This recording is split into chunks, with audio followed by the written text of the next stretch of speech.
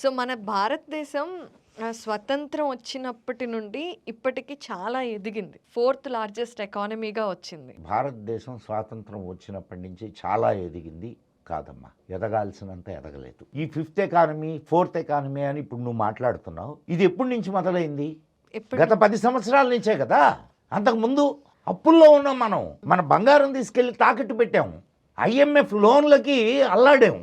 అక్కడ నుండి ఇప్పుడు మరి వాటి నుండి బెటర్ అయ్యాం కదా సార్. మరి అవునమ్మా, ఇప్పుడు ఏ దేశమైనా ఒక్కటే గుర్తుపెట్టుకోమ్మా, ఏ దేశమైనా దానికి శక్తి లేక దెబ్బతిందు. పాలించేటటువంటి వాళ్ళు ఎవరైతే ఉంటారో వాళ్ళు నపుంసకులైతే ఆ దేశం దెబ్బతింటుంది.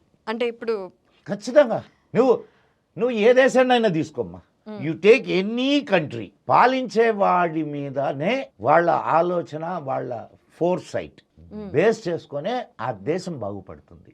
పాలించేవాడు నపుంసకుడైతే, పాలించేవాడు ఎదవైతే, పాలించడానికి వచ్చినటువంటి వాడు భోజనం చేయడానికి వచ్చిన వాడైతే, లేదు పదవి కోసం పాకులాడేటటువంటి వాడైతే, తన దేశము, తన జాతి, తన చరిత్ర, తన సంస్కృతి, సాంప్రదాయాలు వీటి దేని మీద అవగాహన లేనటువంటి దుర్మార్గులైతే ఆ దేశం ఎక్కడ బాగుపడుద్ది? అది నేను మన దేశాన్ని గురించే చెప్పడం లేదు, అన్ని దేశాల గురించి చెప్తున్నా.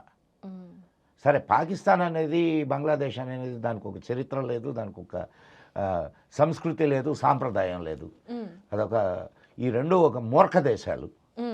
వాటికి చరిత్రలు ఎక్కడ ఉన్నాయి? మన దేశం నుంచి చీల్చుకున్నటువంటి ఇవి.